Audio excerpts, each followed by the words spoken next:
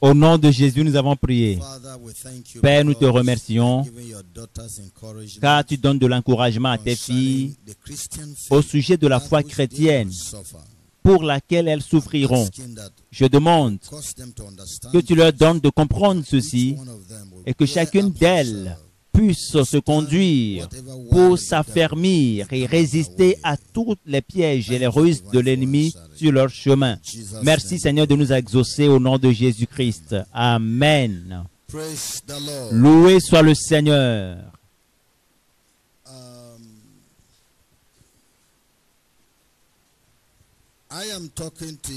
Je vais vous parler du thème « La femme chrétienne et son mari gênant ». La femme chrétienne et son mari gênant. Amen. Je vais juste partager avec vous une partie du message. C'est une bonne chose d'être une femme, car Dieu a créé la femme avec une conscience pleine et reconnaissant que la femme est une créature merveilleuse. La femme a été créée par Dieu pour être le partenaire de l'homme, l'aide semblable de l'homme, pour accomplir le plan de Dieu, l'objectif de Dieu. Ensemble, l'homme et la femme font de grandes choses pour Dieu. Nous l'avons vu dans le cas de Sarah et de son mari Abraham. Sarah, la mère de foi, la mère de la foi, et Abraham, le père de la foi. De ces deux personnages sont venus des nations de la foi, des multitudes, des kyriels d'hommes et de femmes de foi de par le monde. Donc la femme a un rôle important à jouer. Nous l'avons vu en Marie. Comment Dieu a-t-il utilisé Marie? Nous avons vu comment Dieu est passé par elle pour amener dans le monde le sauveur de l'humanité. C'est pour dire que la femme a un rôle important, est un trésor pour l'humanité. Et Dieu aime la femme. Quand on aborde l'évangile, nous voyons Aquila et Priscilla et son épouse travaillant ensemble pour promouvoir le nom du Seigneur. Elles étaient les avant-gardistes dans l'église primitive et des enseignants et des prédicateurs de la parole de Dieu. La femme n'est jamais laissée pour compte. Jésus est mort tant pour la femme que pour l'homme. Pourquoi? Dieu aime les femmes. Il aime la femme. Lorsque la rétrogradation est venue, lorsque l'apostasie est venue, à la fois l'homme et la femme ont rétrogradé et sont devenus coupables de péché. Et chacun d'eux a besoin de la restauration pour la justice.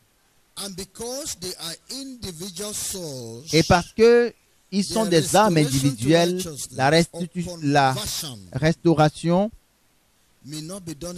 ou la conversion ne peut pas être faite en un jour. L'homme peut naître de nouveau avant la femme, ou c'est la femme qui peut naître de nouveau avant l'homme.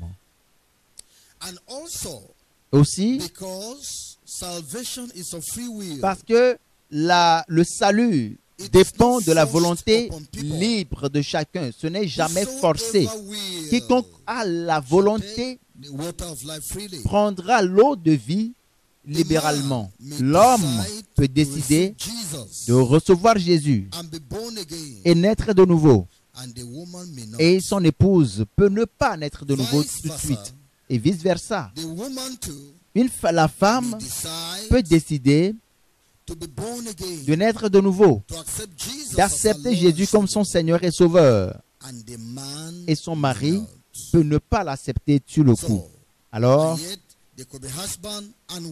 et pourtant, ils peuvent continuer à être mari et femme. Maintenant, il y a un appel général en cours à cause de l'apostasie de l'Église de Christ ou des églises de Christ. Il y a un appel, c'est un appel à la sainteté. Un appel à la sainteté de vie. L'homme peut écouter l'appel à la sainteté de vie et réagir et répondre.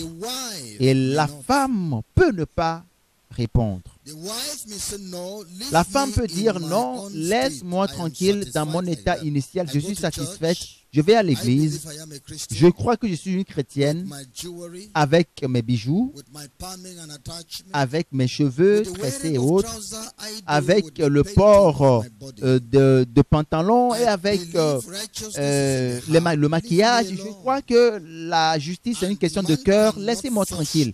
Et le mari ne peut pas forcer sa femme et il ne peut pas non plus divorcer de sa femme à cause de ce comportement. Similairement, la femme peut être celle-là qui a répondu favorablement à l'évangile de la sainteté et qui est venue à Christ pour la sainteté et qui a réagi favorablement en se purifiant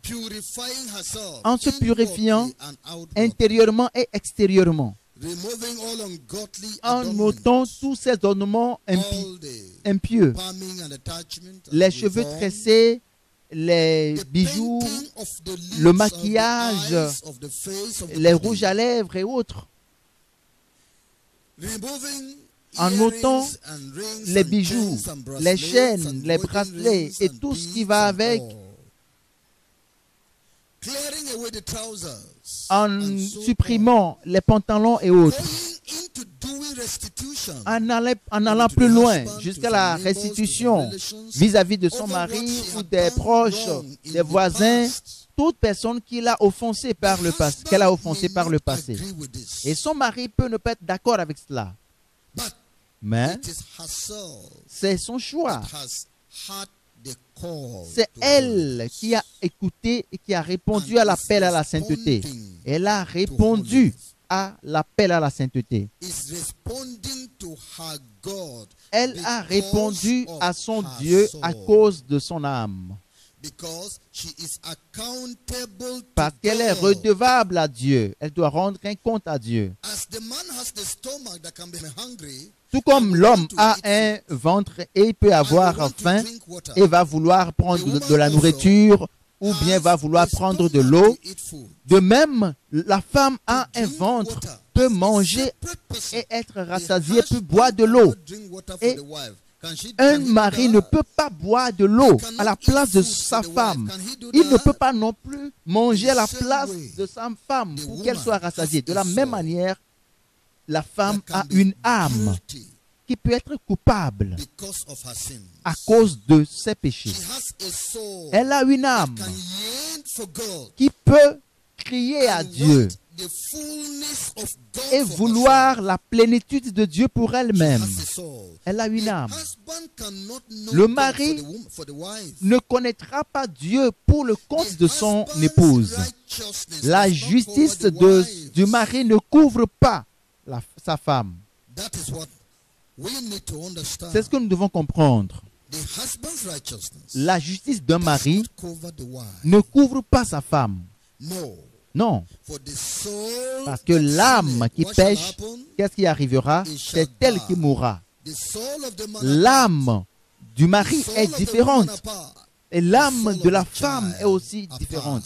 Et l'âme de l'enfant est aussi différente.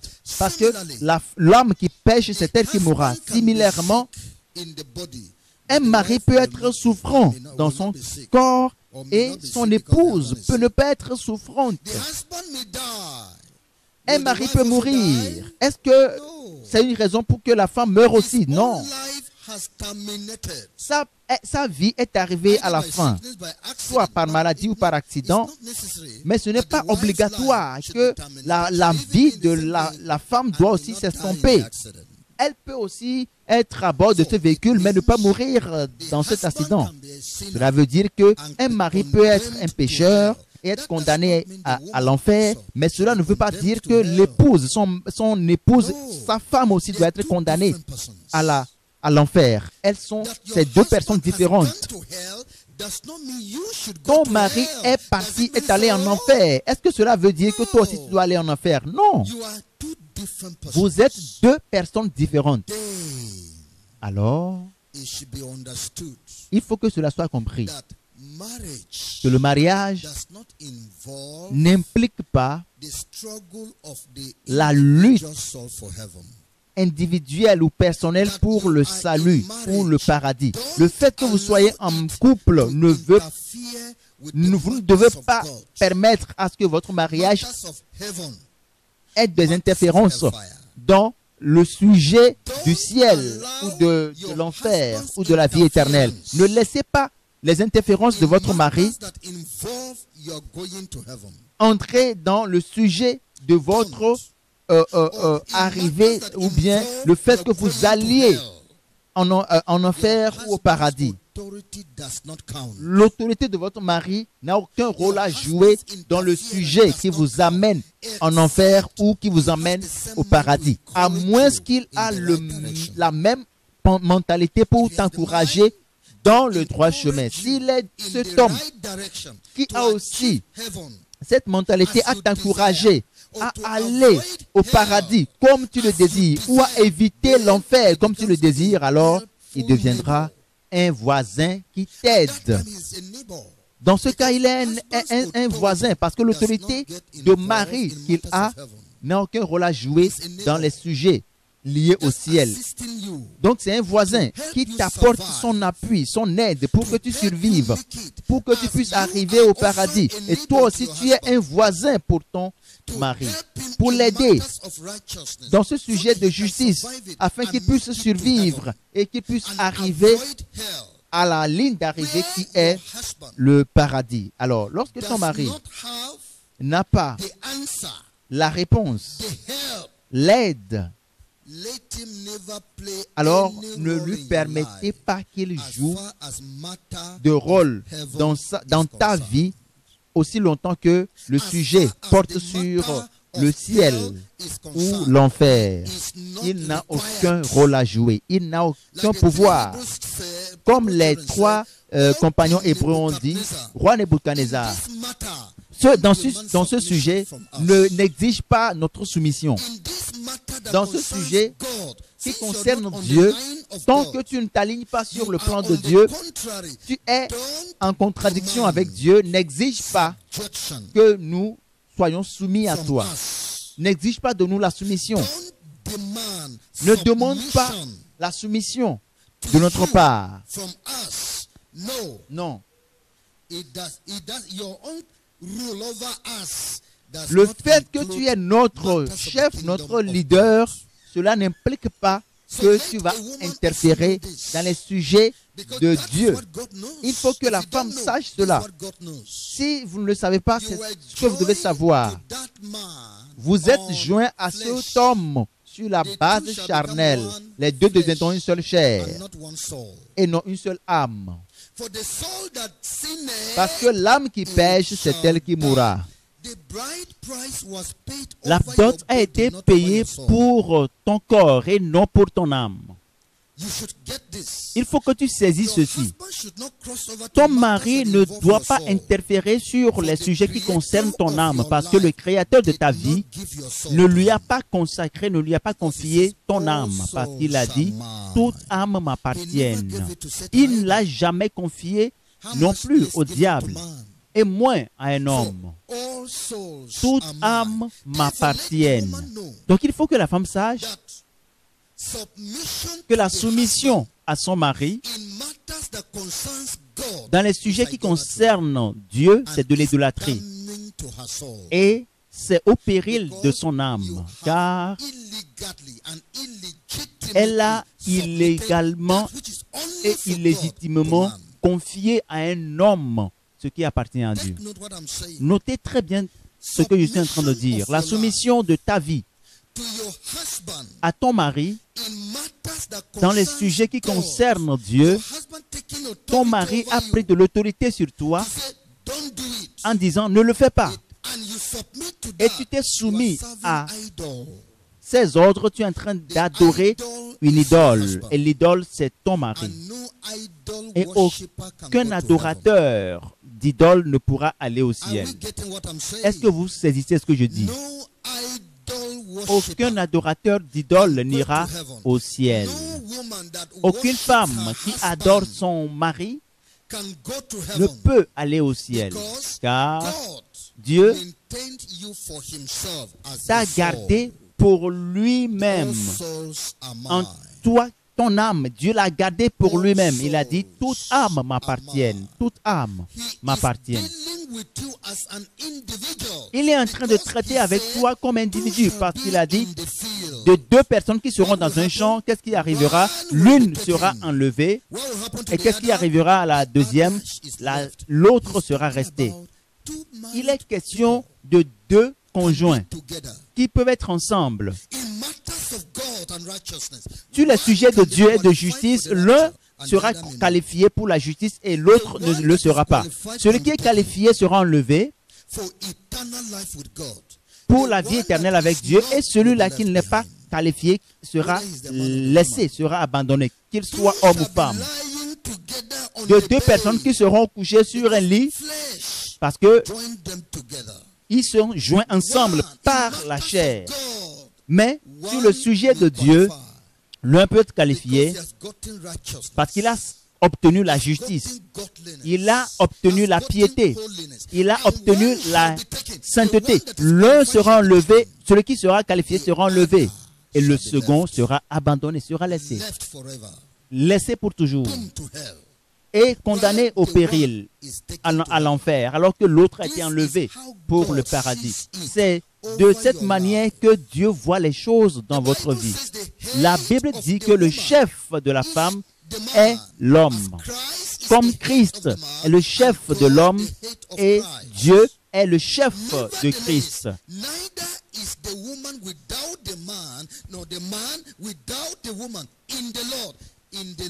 Et dans le Seigneur, l'homme et la femme sont les mêmes. Nul n'est supérieur, ni n'est au-dessus de l'autre. Chaque fois que le sujet concerne le Seigneur, le sujet concerne la justice, et cela concerne votre âme. L'homme n'est pas supérieur à la femme. L'homme n'est pas le chef de la femme, parce que Jésus est mort pour l'homme et pour la femme. Jésus appelle l'homme au salut. Jésus appelle également la femme au salut. Jésus-Christ purifie l'homme. Jésus-Christ est en train également de purifier la femme. Jésus est en train de promettre la vie éternelle à l'homme et il promet la vie éternelle à la femme également. Le Seigneur Jésus promet la récompense éternelle à l'homme. Il promet également la récompense éternelle à la femme. Et la récompense éternelle est fonction de vos œuvres et non de votre chefferie, non en fonction de votre sexe, que vous soyez homme ou femme.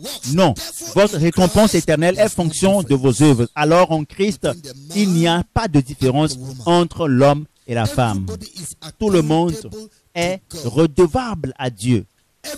Tout le monde a un compte à rendre à Dieu. Donc, si votre mari, même si votre mari ne vient pas au paradis, vous êtes attendu au paradis. Si vous accordez de la valeur au paradis,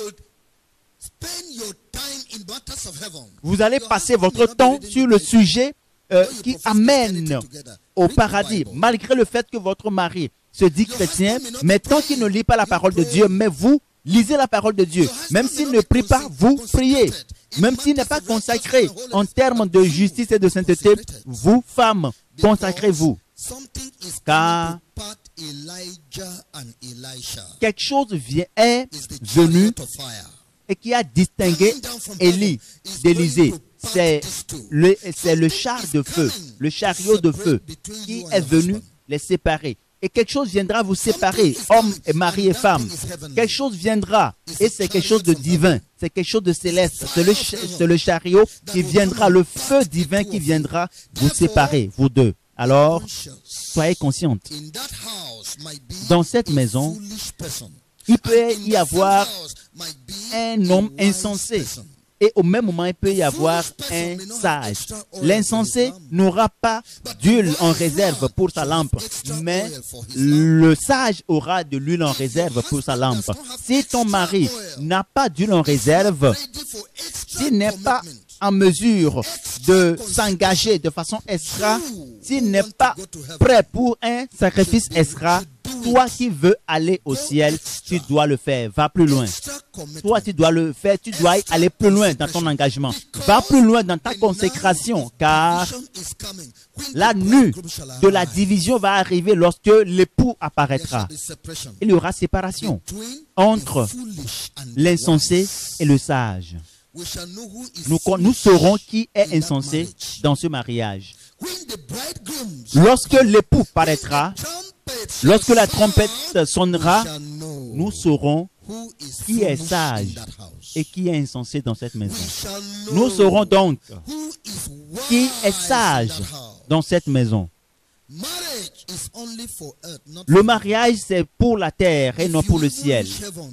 Et si vous arrivez, même si vous arrivez, vous deux, au paradis, au ciel, ce n'est pas comme mari et femme, mais comme des voisins qui sont arrivés au ciel. Des gens qui se connaissent sur terre avant de se rencontrer au ciel. Et non comme mari et femme, parce qu'il n'y a pas de continuité du mariage là-bas.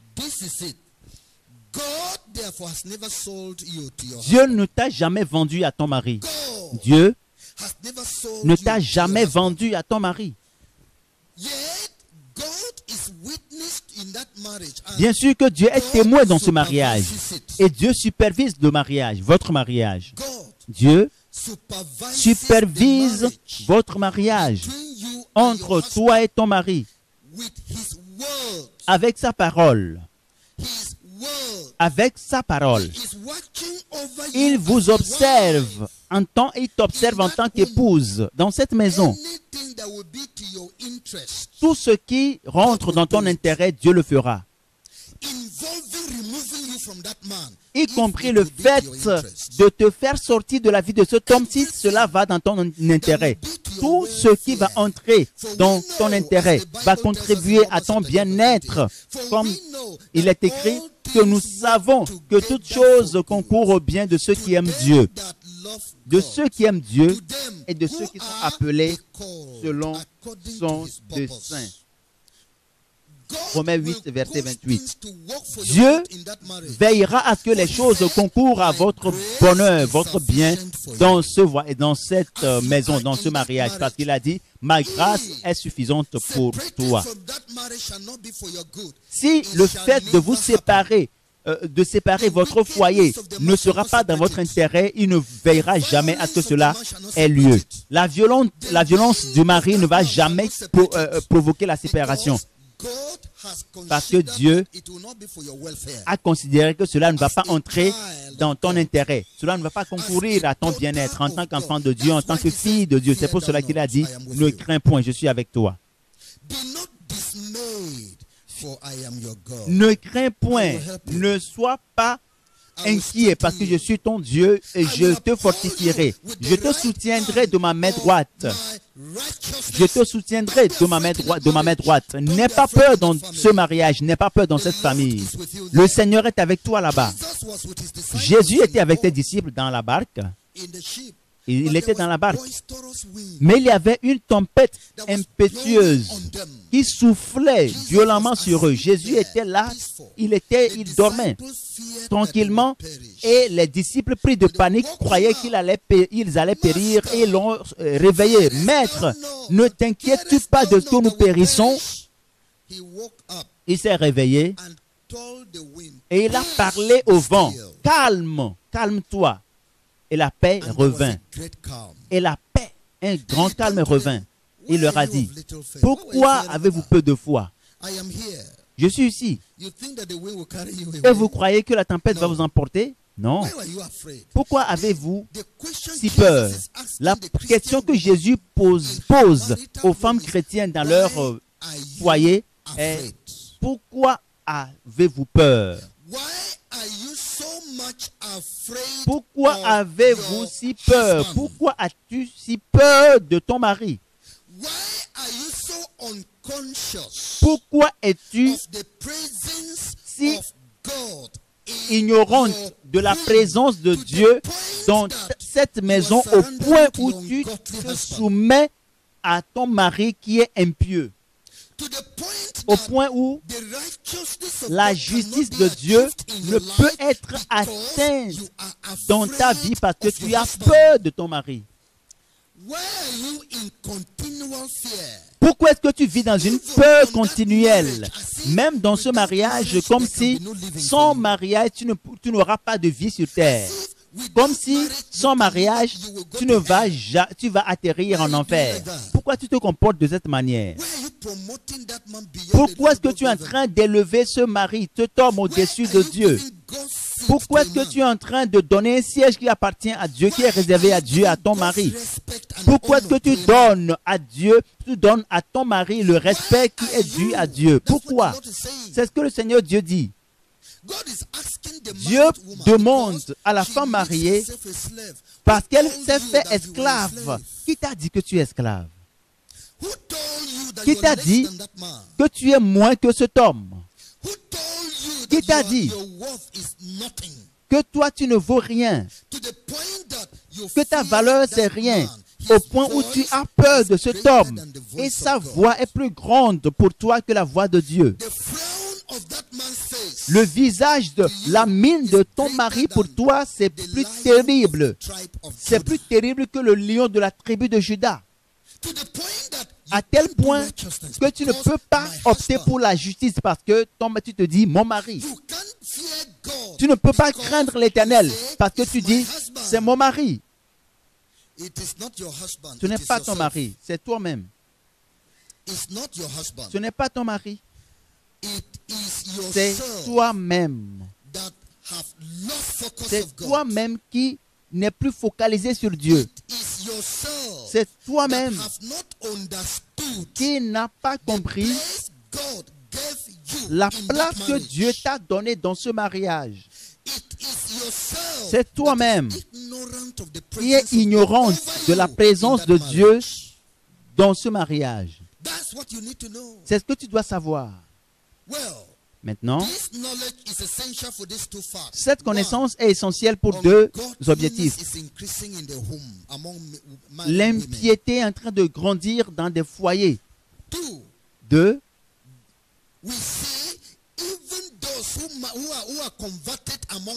même ceux-là qui sont nés de nouveau ne pratiquent pas la sainteté à cause de leur mari. L'impiété. Tu fais ce que ton mari te demande de faire. Même si c'est de la méchanceté, tu es en train de le faire. Parce que tu ne sais pas ce que Dieu a en tête avant de concevoir le mariage. Tu as été converti par l'œuvre de Dieu. Et c'est comme un porc qui a été lavé, qui a été purifié, mais qui retourne à la boue. Pourquoi, mon mari? Donc les femmes sont en train de dire à Dieu, mais si tu ne nous vois pas au ciel, ne nous accuse pas, nous femmes. Hein. Tu dois t'accuser toi-même parce que tu nous as donné des maris qui ont pris ta place dans nos vies. Et Dieu dira, c'est mieux que vous ne veniez pas au paradis parce que je n'ai pas créé la chair. J'ai créé des âmes précieuses. Et puisque vous avez fait de votre âme une âme esclave à un homme, vous n'êtes pas digne du paradis. Mes filles sont prêtes à s'appuyer sur la justice sans considérer qui que ce soit. Mes filles, depuis le jour de Jean-Baptiste, le royaume des cieux, pour l'acquérir, c'est par la violence. La violence que vous voyez dans votre maison, de votre mari contre vous, c'est quelque chose de normal pour hériter le royaume des cieux. C'est par la violence, c'est par la persécution, c'est par des réactions que vous allez hériter le royaume des cieux. Le royaume des cieux, ce n'est pas la violence. Tu n'es pas prête pour prendre la chrétienté par la force. C'est pour cela que tu as échoué. Il y a des gens qui ne sont pas prêts à prendre le royaume des cieux par la force. Alors ceux-là qui ne sont pas prêts, ils ne peuvent pas y aller.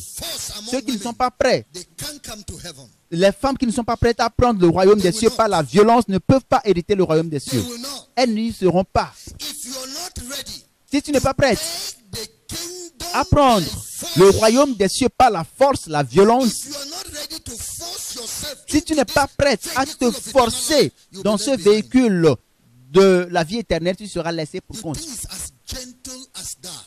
Tu crois que c'est aussi simple que Dieu aille parler à ton mari pour le convaincre si tu dois mettre des bijoux ou pas. Si tu veux que c'est Dieu qui doit aller parler à ton mari, si tu dois aller à l'église ou pas, tu n'es pas digne du royaume des cieux. Est-ce que ton mari est plus grand que l'Éternel? Tu es en train de dire par tes comportements que tout pouvoir est entre les mains de ton mari. Qui lui a donné tout pouvoir? Tu es en train de dire, mais Dieu va dire au diable de me laisser tranquille et je vais vivre pour toi. Qui est Satan? Va auprès de Dieu et Satan va s'incliner devant Dieu parce que Dieu a le pouvoir de t'affranchir. Qu'est-ce que tu es en train de dire? Femme, change ton cœur, sinon tu périras. La justice de cette fin des temps sera insignifiante pour toi. Il sera difficile pour toi d'aller au ciel que de passer par le trou d'une aiguille. Si tu n'es pas capable de passer par le trou d'une aiguille et tu veux que tous les feux soient verts, oublie le paradis. La mère de ta mère, tes ancêtres t'attendent dans le feu éternel parce qu'ils n'ont pas connu Dieu. Et si toi aussi tu n'es pas prête à adopter la justice, tu vas te joindre à elle. C'est ce que nous sommes en train de dire. Si nous ne veillons pas à ce que tu connaisses cette vérité, tous ces enseignements seront vanité pour toi. Il suffit que ton mari dise « Hey !» et puis tu vas dire « Non, je vais laisser tomber. » Si tu te comportes de cette manière, tu es morte. Tu ne peux jamais aller au paradis. Tu ne connais même pas Dieu. Tu ne connais pas Dieu. Pourquoi? Pourquoi est-ce que tu ne peux pas tenir ferme pour Dieu? Et devant des gens qui ne connaissent pas Dieu, tu cèdes. Le mariage n'est pas au-dessus de Dieu, ni au-dessus du paradis. Qu'est-ce que tu es en train de faire ici? Si tu n'es pas prête à te tenir debout, ferme pour ce Dieu, pourquoi tu es ici? Est-ce que tu crois que nous cherchons la multitude? Non, nous cherchons des gens à qui nous allons communiquer la pensée de Dieu. Des gens qui vont exalter Dieu au-dessus des hommes. C'est ceux-là que nous cherchons. Des gens qui vont préférer Dieu au mariage. Des gens qui seront capables, qui vont accepter souffrir, même si leurs maris sont prêts ou bien veulent les dépouiller de tout. C'est ces gens-là que nous cherchons.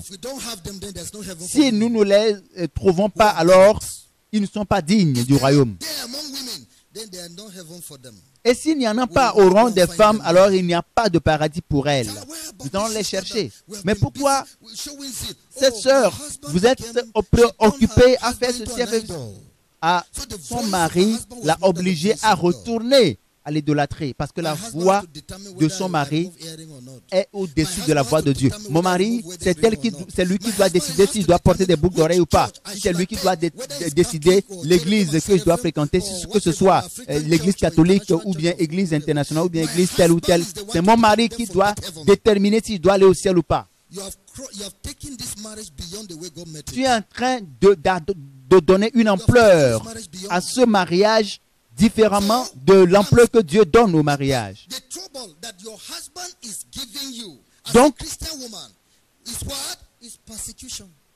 ce problème, les troubles que ton mari te crée, c'est de la persécution. Persécution parce que tu as décidé de ne plus porter des boucles d'oreilles.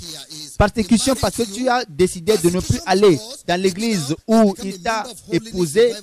Persécution parce que tu as décidé de pratiquer la sainteté et d'être membre du mouvement de la sainteté. Persécution parce que tu veux faire la restitution pour ton âme et ton mari a dit non, pas question, pas dans ma maison. Quelle autre persécution expérimentez-vous? Les Saintes Écritures nous ont promis aux croyants qu'il y aura de la persécution. Nous lisons dans 2 Timothée chapitre 3.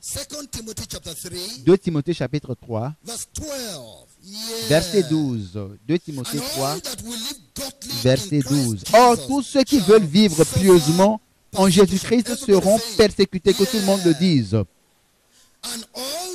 Or, tous ceux qui veulent vivre pieusement en Jésus-Christ seront persécutés. Dites-le.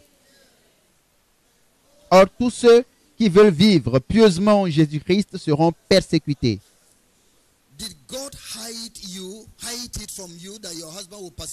Est-ce que Dieu vous l'a caché que votre époux vous persécutera? Non, il ne vous l'a pas caché. Ne dites pas que c'est à cause de votre mari que vous n'adoptez pas la justice. C'est vous-même et non votre époux. Parce que Dieu vous l'a déjà dit.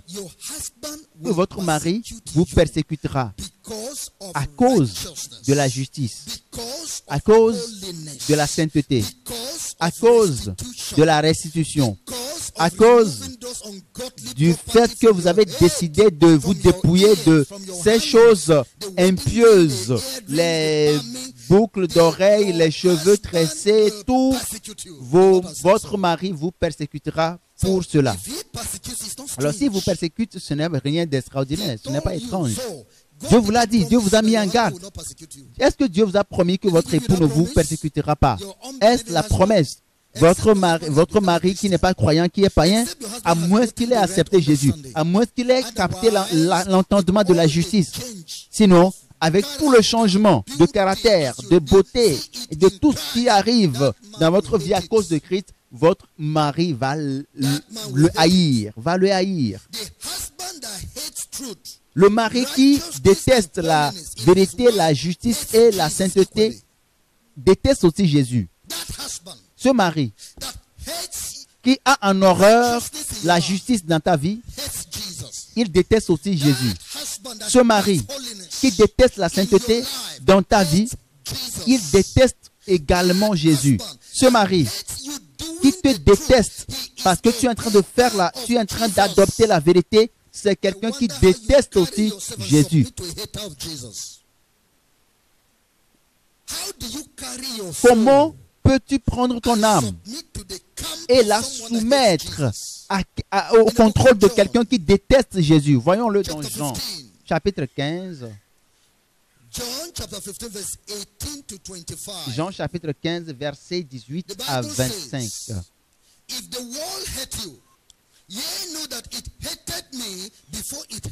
Si le monde vous hait, sachez qu'il m'a haï avant vous. Si vous étiez du monde, le monde aimerait ce qui est à lui. Mais parce que vous n'êtes pas du monde et que je vous ai choisi du milieu du monde, à cause de cela, le monde vous hait. Souvenez-vous de la parole que je vous ai dite. Le serviteur n'est pas plus grand que son maître. S'ils m'ont persécuté, ils vous persécuteront aussi. S'ils ont gardé ma parole, ils garderont aussi la vôtre. Mais ils vous feront toutes ces choses à cause de mon nom, parce qu'ils ne connaissent pas celui qui m'a envoyé. Si je n'étais pas venu et que je ne leur eusse point parlé, ils n'auraient pas de péché. Mais maintenant, ils n'ont aucune excuse de leur péché. Celui qui me hait est aussi mon Père. Voyez-vous, est-ce que vous voyez maintenant ce que Dieu vous dit au sujet de votre mari? Vous dites, mais je ne sais pas pourquoi. Mon mari ne m'aime pas. Depuis que j'ai ôté les boucles d'oreilles, depuis que j'ai décidé d'être sérieuse avec Dieu, il déteste de la même manière Jésus. Il déteste Jésus de la même manière. Si ton mari a l'opportunité de voir vis-à-vis Jésus-Christ, il va traiter Jésus de la même manière qu'il te traite maintenant. Jésus a dit, ils m'ont persécuté. Si je suis venu dans votre maison physiquement, votre mari va me faire sortir de cette maison s'il vous fait sortir à cause de moi. C'est ce que le Seigneur dit. Est-ce que vous allez choisir un homme qui est déjà mort, qui est un vipère, qui est un serpent, qui déteste Dieu? Est-ce que tu vas le choisir au détriment de Dieu? Tu iras en enfer. Quelqu'un qui déteste terriblement Jésus et avec passion et qui persécute Jésus grandement, tu es celle-là qui va se soumettre à lui parce que c'est ton mari. La manière dont le Seigneur va vous détruire, vous deux, vous n'aurez aucune opportunité de vous repentir. Parce que tu as préféré un pécheur à Jésus. Tu as préféré Barnabas par rapport à Jésus. Quelqu'un qui est un meurtrier. Barnabas qui est un meurtrier qui était en prison à cause du meurtre qu'il a commis. On a demandé, voulez-vous qu'on libère Jésus ou qu'on libère Barnabas? Et le diable t'a trompé. Les membres de ta famille t'ont trompé. Et tes frères ont dit, mais si tu ne suis pas ton mari maintenant, une multitude de conseillers t'a convaincu de suivre ton mari. Et tu as dit, libérez Barnabas, qu'allons-nous faire avec Jésus? Crucifiez-le. Toi qui as ôté tes bijoux, tu y retournes. Qu'est-ce que tu annonces? Crucifiez Jésus. C'est ce que tu es en train de faire. C'est exactement ce que tu as fait. Et comment peux-tu en échapper? Comment? Génération de vipères, des gens qui détestent Jésus. Comment allez-vous pouvoir échapper à la damnation, à la condamnation qui viendra sur vous? Que Dieu vous accorde la grâce. Vous avez l'évangile du salut, de la sainteté. Et nous vous ouvrons les yeux pour que vous ayez accès au témoignage de la vérité et que vous purifiez votre voix. Et que Dieu vous donne l'entendement, la compréhension de cette vérité, n'est-ce pas?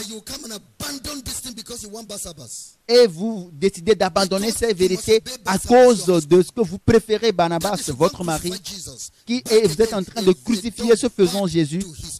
Vous retournez, vous êtes un chien qui retourne à ses vomissures. Vous avez fait une chose désagréable. Vous avez fait quelque chose de méchant. Vous avez fait quelque chose de terrible. Mieux vaut pour vous ne pas naître. Mieux vaut pour vous ne pas vous marier. Mieux vaut pour vous que vous soyez veuve que d'avoir un mari qui vous pousse à aller en enfer. Et vous vous soumettez à cet homme parce que vous avez peur de lui. Vous vous soumettez à lui. Vous abandonnez la justice divine. Vous abandonnez la grâce divine que le diable, les démons ne peuvent pas avoir. Dieu vous l'a accordé. Il vous l'a accordé, vous femmes. Et vous dites, mon mari, ne parlez pas, hein. Ne parlez plus. Les anges ne se réjouissent pas à votre sujet. Les anges ne se réjouissent pas à votre sujet. Vous avez gaspillé la justice de Dieu. Vous l'avez gaspillé. Voyez ce que le Seigneur est en train de dire. si le monde vous hait, vous devez savoir qu'il m'a haï aussi. Tels qu'ils m'ont persécuté, ils vous persécuteront aussi. Pourquoi vous ne voulez pas expérimenter de la persécution? Dites-moi votre raison. Jésus a été persécuté, il a souffert et vous ne voulez pas souffrir. Vous ne voulez pas souffrir, vous ne voulez pas être persécuté. Alors que Jésus-Christ a été persécuté, a été traité durement, on a craché sur lui. Est-ce que vous voulez vraiment être un imitateur de Jésus? Maintenant, pourquoi ne voulez-vous pas expérimenter la persécution? Pourquoi ne voulez-vous pas qu'on vous gifle? Dites-moi, si on a giflé Jésus pour la justice, quelle est la raison pour que vous avez trop peur de votre époux et vous avez peur qu'il vous gifle? C'est parce que votre corps est plus beau, votre corps est plus beau que le corps de Jésus-Christ. Et vous dites, non, mon mari m'a dit de ne pas quitter cette église terrible-là pour aller servir dans une autre adoration, dans une autre assemblée. Si je le fais ainsi, il a promis de me traiter durement. Pourquoi est-ce que tu ne lui permets pas de te traiter durement? Si jamais que je retourne du service et si jamais je ne revois pas les boucles d'oreilles et autres, sinon ce sera la fin de notre mariage. Pourquoi ne pas permettre au mariage de s'estomper, de finir? Tu vas aller poser cette question-là en enfer. Tu vas poser cette question-là en enfer à des milliers de fois. Pourquoi ne pas permettre à ce mariage de finir sur le coup? Mais vous ne savez pas ce qu'est l'enfer. Vous ne connaissez pas l'enfer. Vous ne savez pas ce que c'est. Vous ne savez pas ce que c'est le paradis. Que faites-vous dans la maison de cet homme? Les enfants. Est-ce que les enfants sont nés de nouveau? Est-ce qu'ils sont des enfants? Qu'est-ce que les enfants peuvent faire pour toi? Est-ce qu'ils peuvent te donner la vie éternelle? Ou la maison où tu vis? La maison, est-ce que cette maison est trop pour que tu ne serves pas le Seigneur Jésus? Qu'est-ce que l'argent peut faire? Ou l'argent? Où était l'argent de Judas Iscariote? Quand il avait pris l'argent, il a vendu, il a trahi Jésus pour de l'argent. Qu'est-ce qu'il a fait de cet argent? Tu es en train de suivre maintenant ton mari à cause de l'argent qu'il a. Si je le quitte maintenant, je ne saurais pas où trouver de l'argent. C'est le prix de Jésus pour Judas Iscariote. Il n'a pas pu bénéficier de cela. Où est le prix de Jésus que tu vas payer devant ton mari?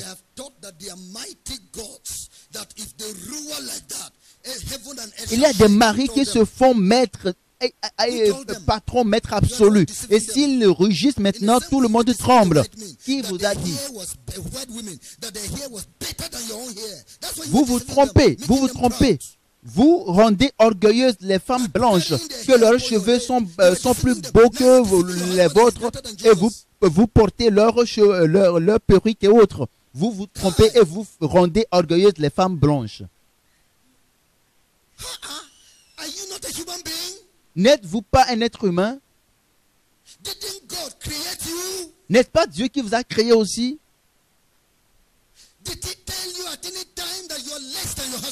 Est-ce qu'il vous a une fois dit que vous êtes moins par rapport à votre époux?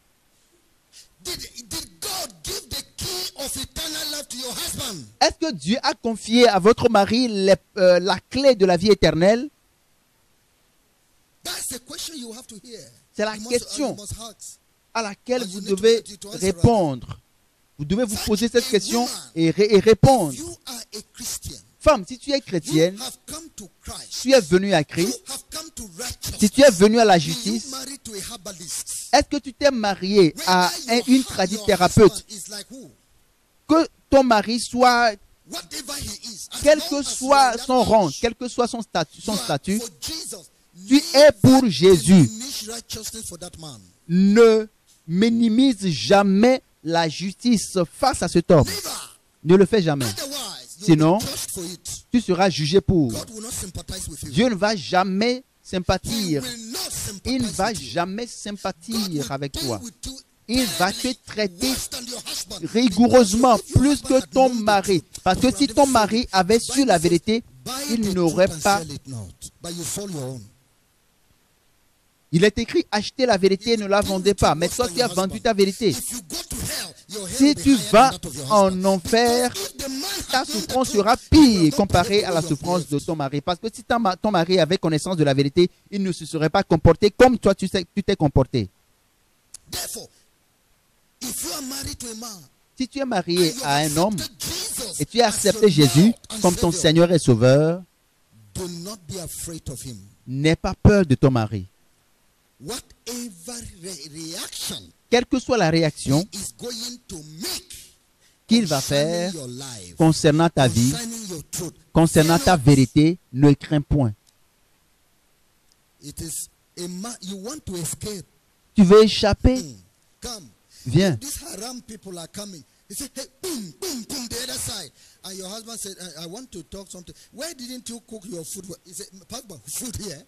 Et lorsque tu entends des bruits de guerre et autres de l'autre côté, et puis ton mari te demande, ben, est-ce que tu ne peux pas me faire la cuisine? Et tu écoutes des bruits de fusil et les gens sont en train de courir. Est-ce que tu vas accepter, suivre les instructions de ton mari pour préparer, pour attendre et préparer pour qu'il mange? Parce que c'est une question de vie ou de mort. Tu veux fuir, tu veux partir, échapper à la mort. Je suis ton mari, je t'appelle. Il dit non, non, franchement, ce n'est pas le moment opportun pour que j'attende pour faire quoi que ce soit. Ce n'est pas une question de mari et femme. C'est une question de mort. Si tu es prête à mourir, moi je ne suis pas prête. Tu vas échapper à la mort, tu vas sauver ton âme. Si ton mari n'est pas prêt pour la vie éternelle, échappe à la condamnation. Et l'échappatoire, c'est la voie de la vérité et de la justice que nous vous enseignons. Alors ne craignez point. Qu'est-ce qu'il peut faire? La pire des choses que ton mari puisse faire contre toi est de te tuer. Est-ce qu'il y a beaucoup plus terrible que cela? C'est le pire. Et même le pire, Dieu te dit de le lui permettre. À moins que Dieu ait décidé que tu ailles au paradis par cette mort, Dieu ne permettra jamais que toi, tu mourras par la mort de ton mari. Dieu ne permettra jamais que tu tombes et que tu meurs sans... Si telle n'est pas sa volonté. Alors s'il veut te tuer, alors laisse-le te tuer. Tu vas aller au ciel comme un martyr. Est-ce que tu m'écoutes?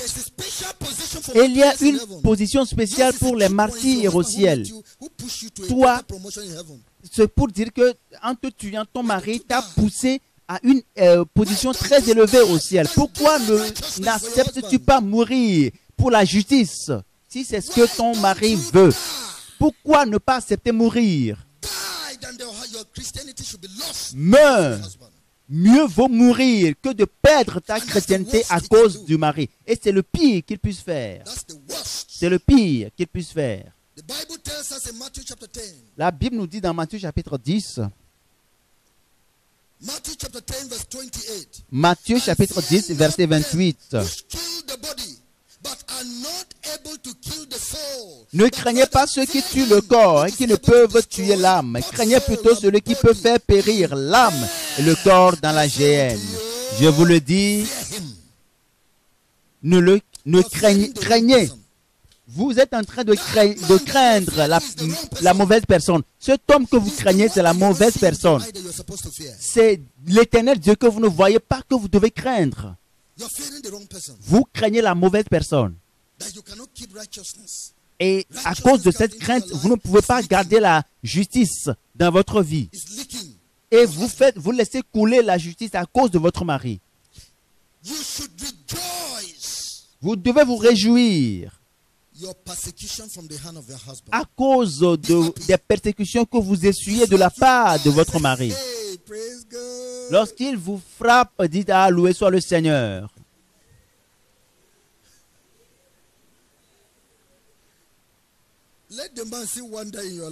Qu'il voit dans votre vie des merveilles. La Bible nous dit dans Matthieu, chapitre 5, Matthieu, le chapitre 5, verset 11 à 12. Heureux serez-vous lorsqu'on vous outragera, qu'on vous persécutera et qu'on dira faussement de vous toutes sortes de mal à cause de moi. Réjouissez-vous et soyez dans l'allégresse, parce que votre récompense sera grande dans les cieux. Car c'est ainsi qu'on a persécuté les prophètes qui ont été avant vous. Dieu vous dit, réjouissez-vous. L'argent que Dieu vous paiera pour cette gifle, si vous le saviez, vous allez tourner l'autre face. Vous allez tourner l'autre joue. La récompense que Dieu vous donnera, le fait que vous ayez passé la nuit à la porte de votre maison parce qu'il votre mari vous a mis dehors, une fois que vous êtes parti à l'église, la récompense que vous obtiendrez du Dieu, votre Créateur, parce que vous avez passé la nuit à la porte en rentrant de l'église et votre mari vous a mis là-bas. Le diable a manipulé votre mari et vous a dit non, non, non, je vais vous dépouiller de votre justice, mais vous avez gardé le cap, vous ne lui avez pas permis de vous arracher la justice. Vous serez vraiment promu par l'Éternel. Dieu va vous promouvoir, il va vous accorder un confort. Combien de personnes sont conscientes de cette vérité? Ils exaltent leur mari en faisant d'eux des idoles. Plus vous élevez votre mari, ne savez-vous pas que vous serez plus opprimé? Quelle sera donc la récompense? Que de faire la paix avec un homme impieux. Quelle sera la récompense? Quel est l'intérêt? Quel est l'avantage que vous tirez de cela? Est-ce que le sourire, quelqu'un qui va sourire pour 5 minutes et après il change de mine, quelle est la récompense? Vous êtes en train de l'empêcher de se convertir, de se repentir. Mais lorsque vous vous tenez ferme sur votre position, Dieu va traiter votre mari rigoureusement et il va se repentir. Parce que vous n'avez pas cédé à la compromission. Vous êtes en train d'empêcher sa conversion. Et vous allez payer doublement.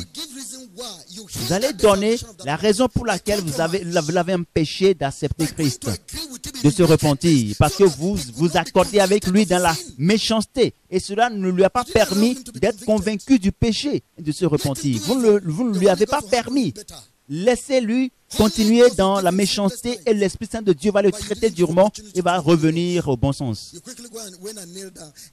Et rapidement, au lieu de garder votre position, vous vous inclinez, vous vous agenouillez devant lui, vous présentez des excuses. Je vois cette maison s'écrouler sur vous deux.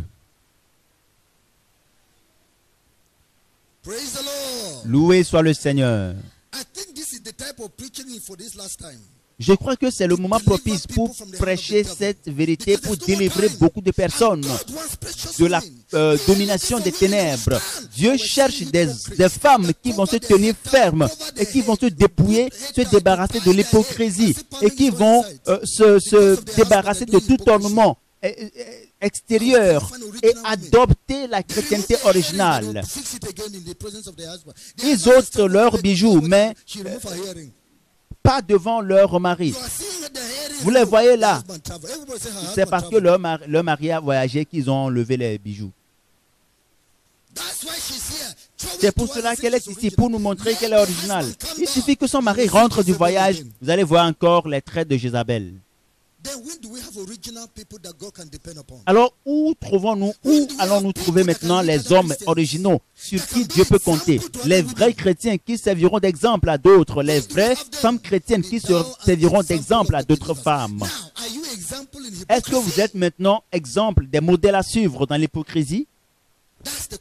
C'est là la question.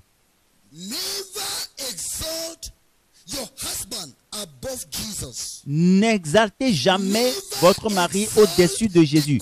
Ne l'exaltez jamais. Ne mettez jamais les commandements de votre mari au-dessus de la parole de Dieu. Il y a des femmes qui ne vont jamais citer les Saintes Écritures. Est-ce que Dieu vous a demandé dans sa parole d'obéir à vos maris au détriment de Jésus? Obéissez à votre mari dans les sujets sur instruction de Jésus-Christ. Sinon, vous êtes en train de vous cacher derrière votre mari. Et si votre mari vous demande de prendre des excréments pour nourriture, est-ce que vous allez manger ça? C'est un mensonge. Vous n'êtes pas sérieuse. Si votre mari vous donne de l'urine à boire, est-ce que vous allez le prendre? Vous êtes en train de vous battre. Est-ce que vous vous battez avec votre mari et votre mari vous enlève votre pagne et vous pousse dehors? Est-ce que vous allez aller dehors? Pourquoi? Parce que vous savez que c'est quelque chose qui est honteuse, qui est une opprobre que de sortir dénudé. Maintenant, pourquoi ne voulez-vous pas résister à votre mari lorsqu'il vous pousse à faire quelque chose qui est horrible contre Dieu? Et vous avez peur de professer la justice.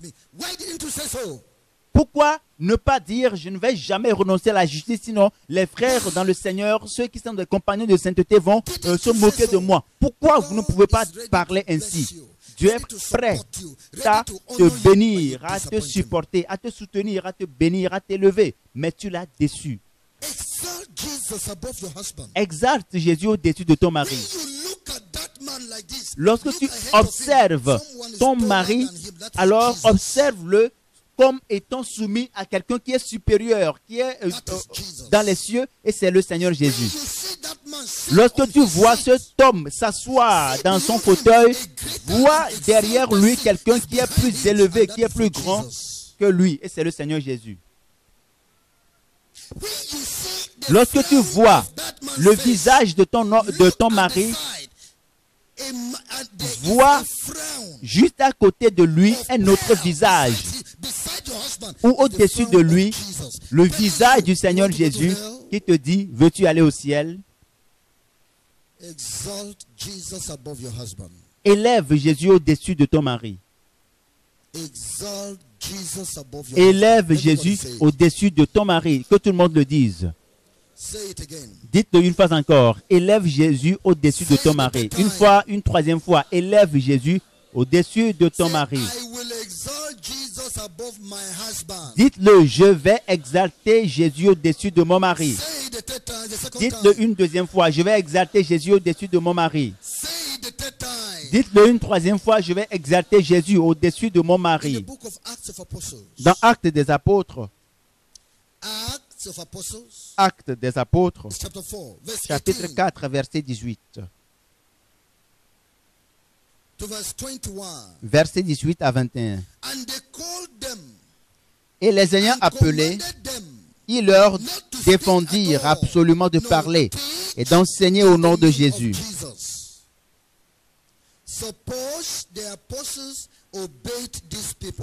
Supposons que les apôtres ont obéi à ces gens-là. Est-ce que l'évangile viendrait en Afrique? Supposons que les apôtres ont obéi à ces ordres.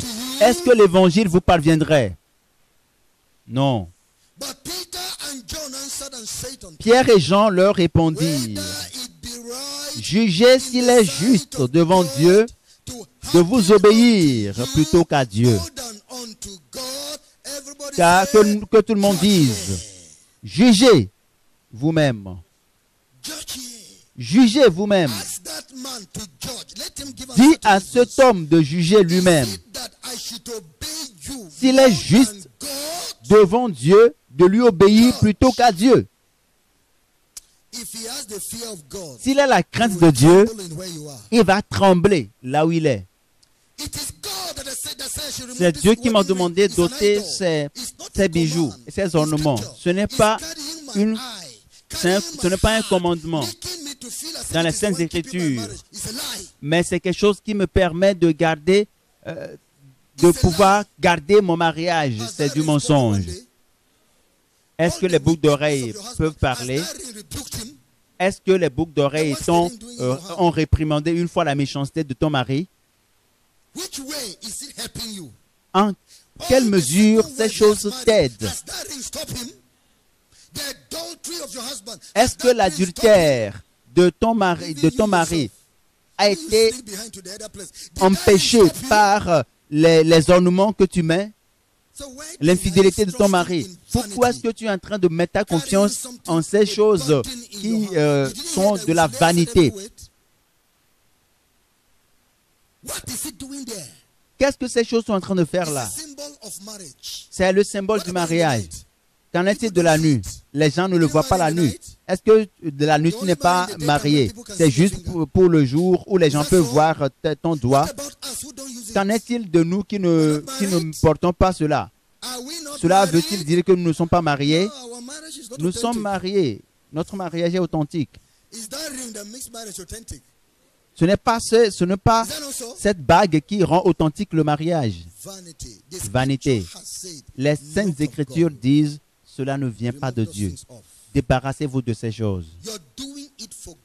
Vous le faites pour Dieu et non pour votre mari. Vous le faites par obéissance à Dieu et non votre Église. L'Église vous trompe.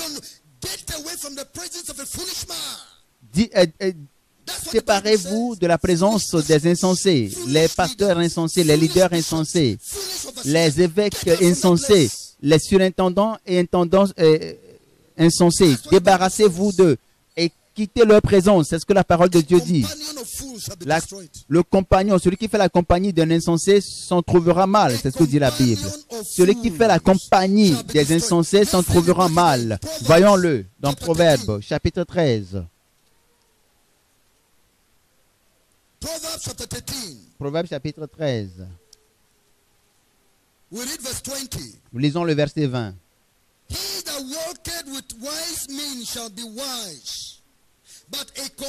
Celui qui fréquente les sages devient sage, mais celui qui se plaît avec les insensés s'en trouve mal. Tu es un compagnon, tu fais la compagnie des églises insensées, tu vas te trouver mal. Déserte, quitte cet endroit.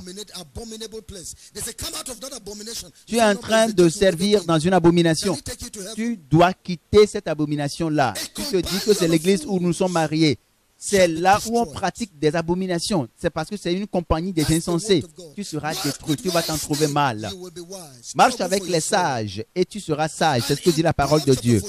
Dans Proverbes chapitre 14, verset 7, il est écrit « Éloigne-toi de l'insensé. Ce n'est pas sur ses lèvres que tu aperçois la science, les prédicateurs insensés. » Lorsque vous savez que ces gens-là ne prêchent pas ce qui est juste, c'est des insensés. Sinon, vous serez pris en otage par leur esprit, parce que les paroles qui sortent de leur bouche sont esprit. Les paroles sont esprit, qu'ils enverront pour vous prendre en otage et qui pourra vous délivrer. Alors, exalte Jésus au-dessus de ton mari. Continue la vie d'amour, de vérité et de sainteté envers ton mari. Dans Jean, chapitre 15. Jean, l'évangile selon Jean, chapitre 15, versets 24 à 25. La Bible nous dit,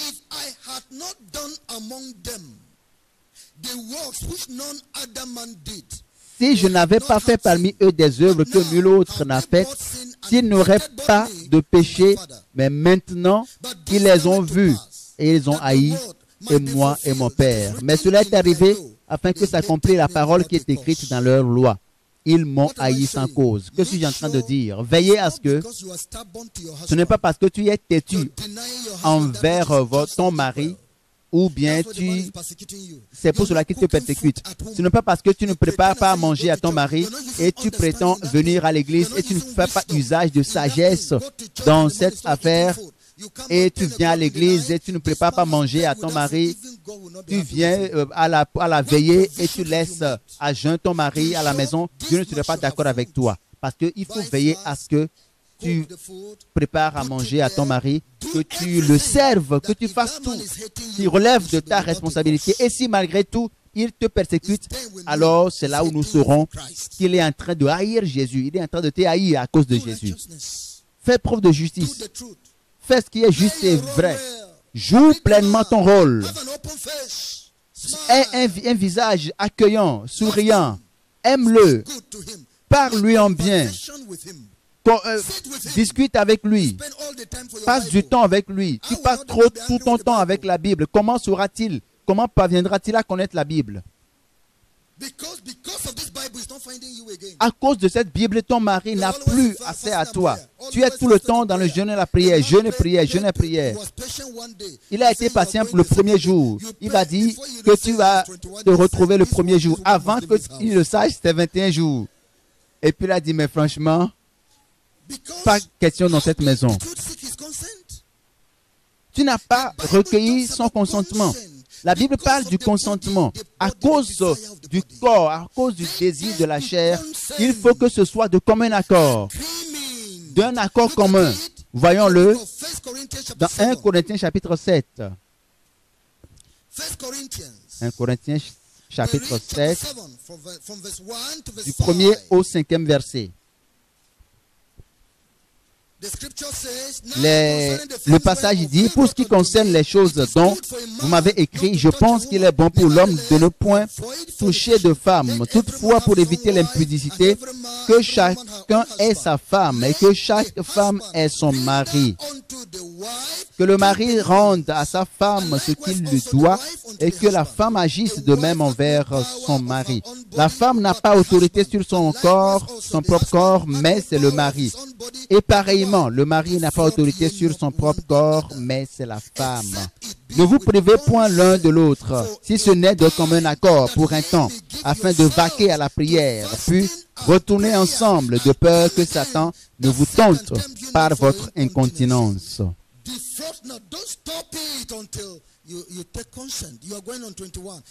Vous voulez vous lancer dans un programme de jeûne de 21 jours. Est-ce que c'est de commun accord ou des églises qui vous lancent juste un programme de jeûne de 14 jours? Est-ce qu'ils savent qu'il y aura des conséquences dans la maison? Est-ce que c'est tout le monde qui peut se lancer dans un programme de 40 jours ou bien 30 jours et avoir la paix à la maison?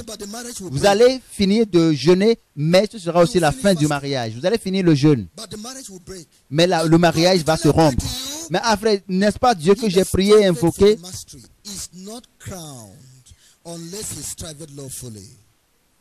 Celui qui court doit courir d'après les règles, sinon il n'aura pas la couronne.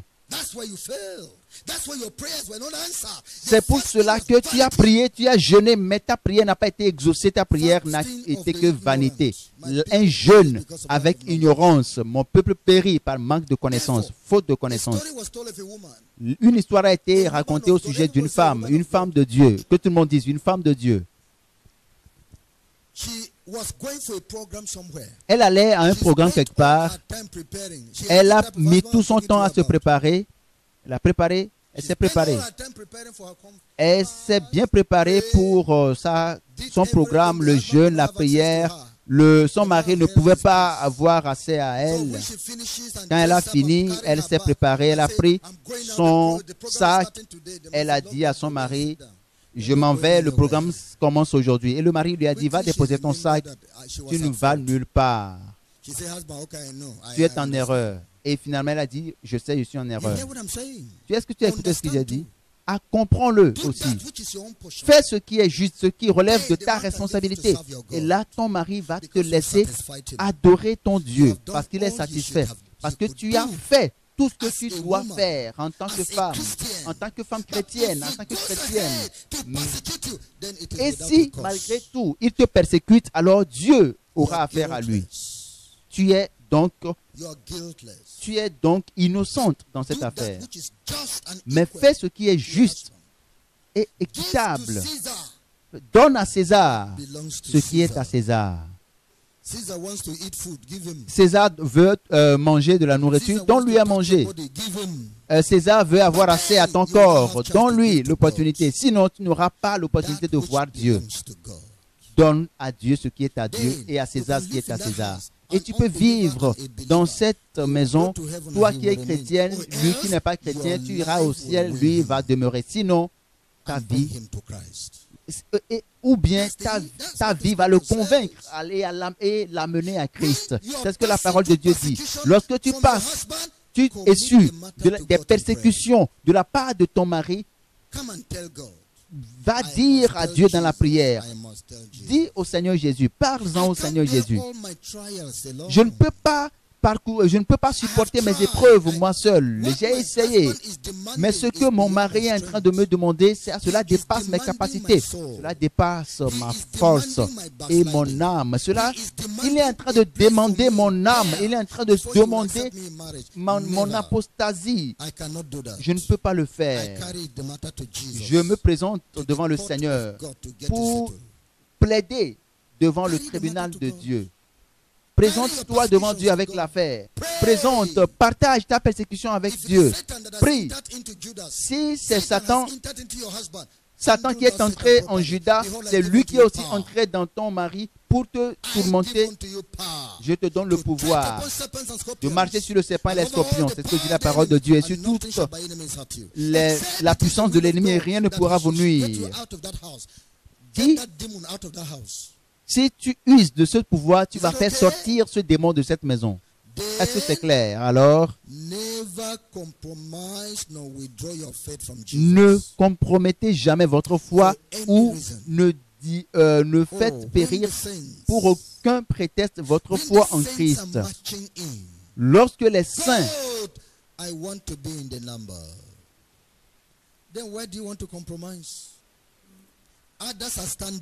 il y a d'autres qui sont debout. Il y a d'autres femmes qui sont debout, qui tiennent, même des femmes qui n'ont pas autant de pouvoir, de capacité que toi. Elles arrivent à tenir ferme. Il y a des femmes qui tiennent ferme dans la foi. Il y a des femmes dont la relation n'est pas vivante. Elles tiennent debout, mais toi, tu es en train de compromettre. Ne compromets pas. Ne le fais pas. Tiens ferme, tiens-toi ferme. Aie les pieds fermes et tiens debout. Prépare-toi pour le pire, pour le compte au nom de Jésus, pour le compte de Jésus. Prépare-toi, sois prête pour le pire. À cause du nom de Jésus, je vous ai dit que le monde est mort. Préparez-vous pour la mort. Nous lisons dans Matthieu chapitre 10, verset 29 au 31.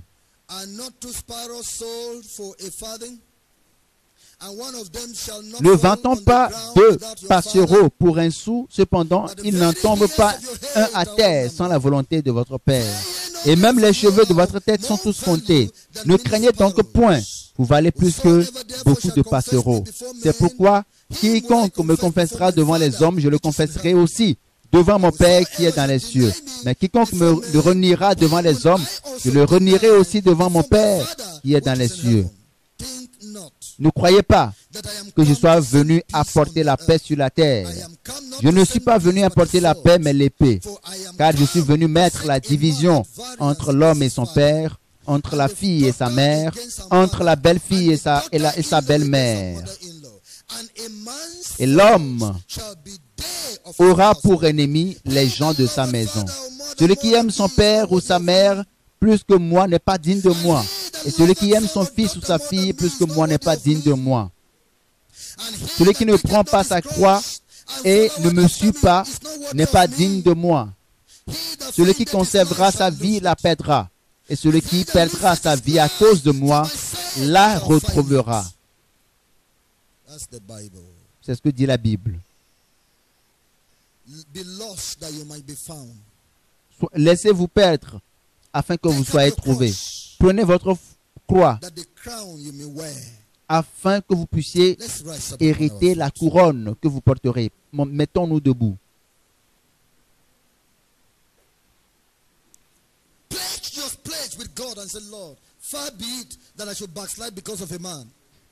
Priez le Seigneur et dites, Seigneur, loin de moi la pensée de rétrograder à cause d'un homme, à cause de mon mari. Loin de moi de périr à cause de mon mari, à cause d'un homme.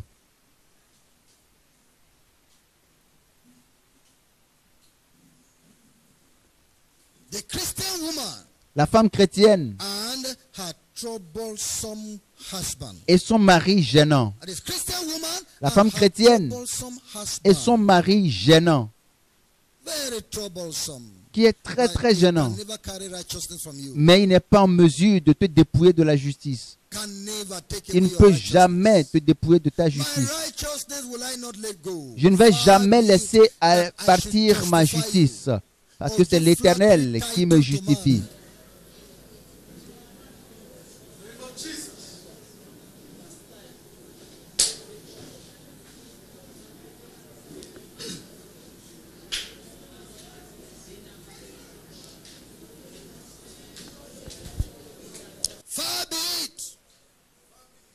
Loin de moi l'idée de perdre le paradis pour un homme qui est un persécuteur de Jésus.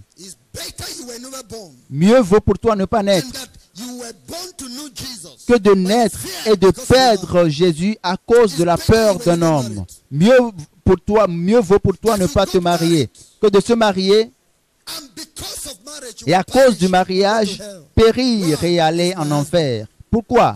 C'est mon mari. Il ne m'a pas permis de doter mes bijoux et mes ornements.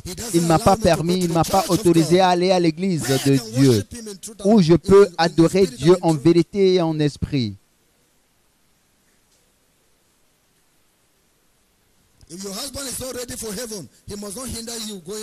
Si ton mari n'est pas prêt pour le paradis, il ne faut pas qu'il t'empêche d'y aller. Dis-le lui.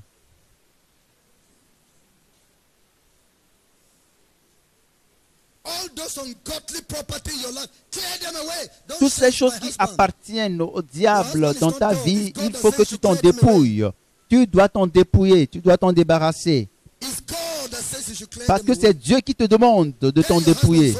Dis-le ainsi à ton mari.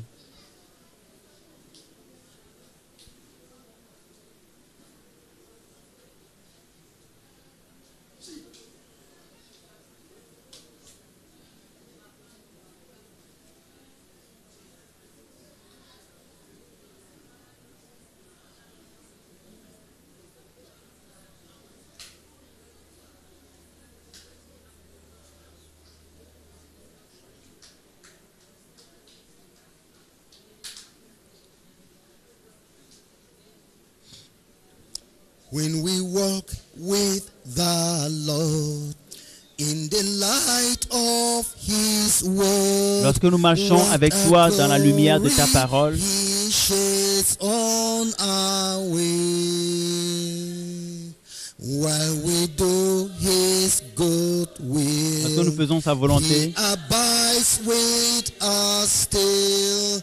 il demeure avec nous. All who will trust and obey. Trust and obey. Et nous faisons confiance et nous lui obéissons. For there's no other way. Parce qu'il n'y a aucune autre voie To be happy in Jesus. par lequel nous puissions être heureux en Jésus. But to trust and obey. Trust and obey. Lui faire confiance et lui obéir. Obey. For there's no Parce qu'il n'y a aucun autre moyen par lequel nous puissions être heureux en Jésus. Si ce n'est lui faire confiance et obéir. Engage-toi à obéir au Seigneur. Engage-toi à obéir au Seigneur. Promets-lui l'obéissance.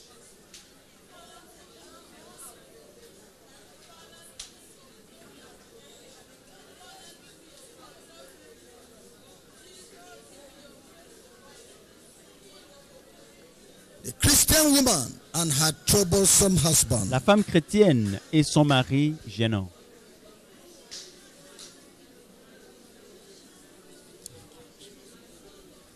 The Lord wants to come and take over your life. Le Seigneur veut prendre contrôle de ta vie. The Lord wants to come and take over your Le life. Seigneur veut prendre contrôle de ta vie. Give your life to Jesus. Consacre ta vie au Seigneur Jésus. Give your life to Jesus. Donne ta vie au Seigneur Jésus. Repent of your sins and Repens-toi give your de tes life to péchés et Jesus. consacre ta vie au Seigneur Jésus.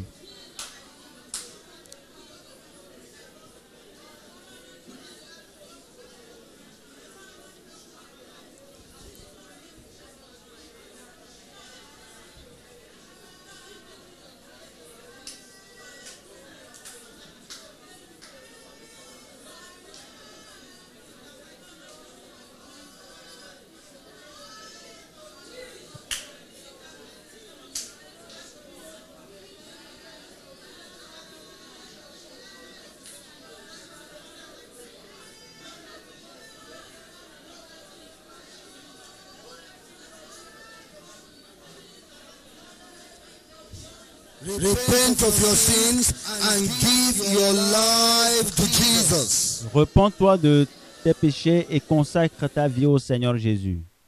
The message you have just listened to is a production of Holiness Revival Movement Worldwide. Holiness Revival Movement Worldwide is a non-denominational ministry that is given to the propagation of Christ's righteousness and holiness in churches and nations of the world through crusades, revival meetings, production and spread of holiness literature and materials.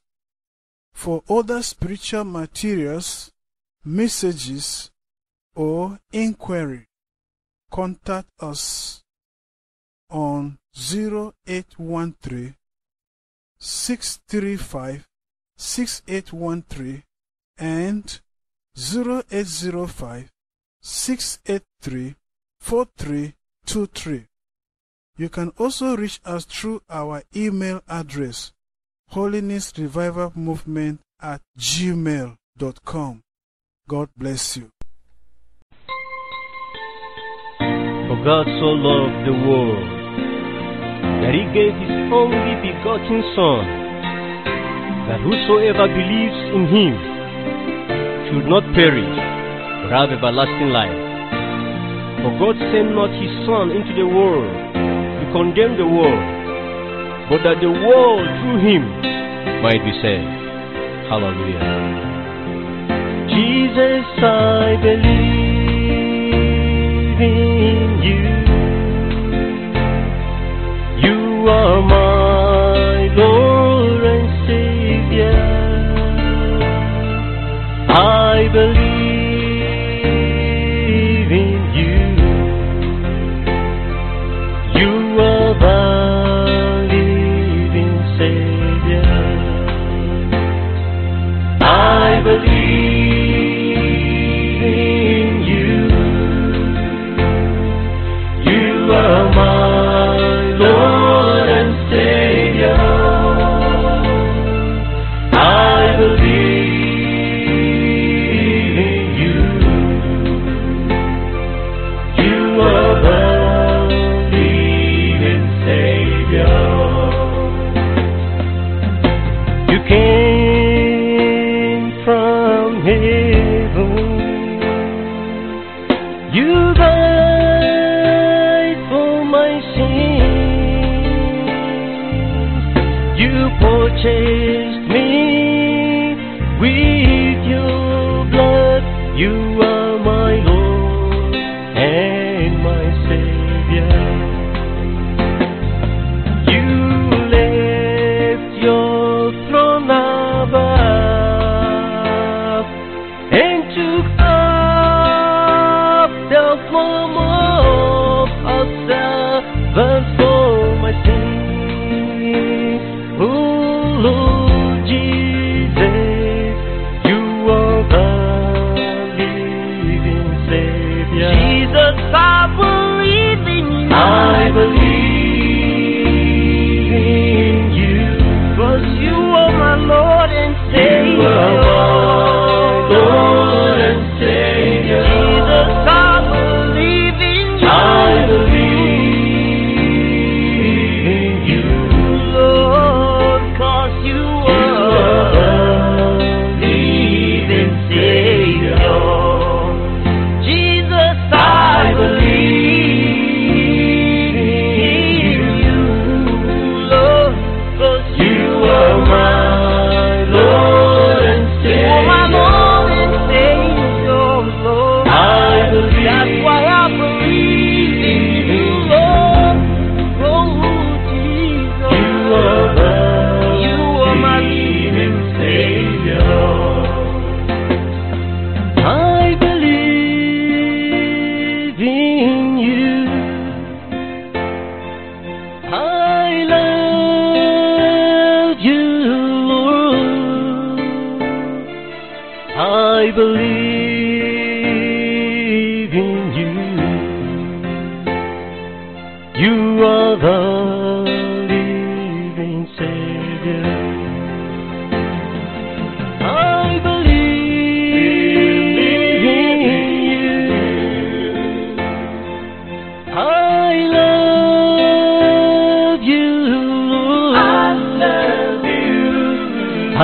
I believe in you. You are the living Savior. Jesus, I believe in you. I believe in you. You are my Lord and Savior. You are my Lord and Savior. I believe in you. Oh, You are my living Savior. Jesus, I believe you, Lord, 'cause you are you my are my Lord and Savior. Savior, Lord. I believe in you. Lord. You are my living Savior. I believe in you. I love you, Lord. I believe in you. You are the living Savior. I believe in you. I love you, Lord. I believe in you. You are the living Savior. Jesus, I believe in you. I believe in you. You are my Lord and Savior. You are my Lord and Savior. I believe in you. You are my living Savior. Jesus, I believe you, Lord, 'cause you are you my are my Lord and Savior. Savior, Lord. I believe in you. Lord. You are my living Savior. Jesus, I believe you, Lord, 'cause you are you my are my Lord and Savior. Savior, Lord. I believe in you. Lord. You are my living Savior. Jesus, I believe you, Lord, 'cause you are you my are my Lord and Savior. Savior, Lord. I believe in you. Lord. You are my living Savior. Jesus, I believe you, Lord, 'cause you are you my are my Lord and Savior. Savior, Lord. I believe in you. Lord. You are my living Savior. Jesus, I believe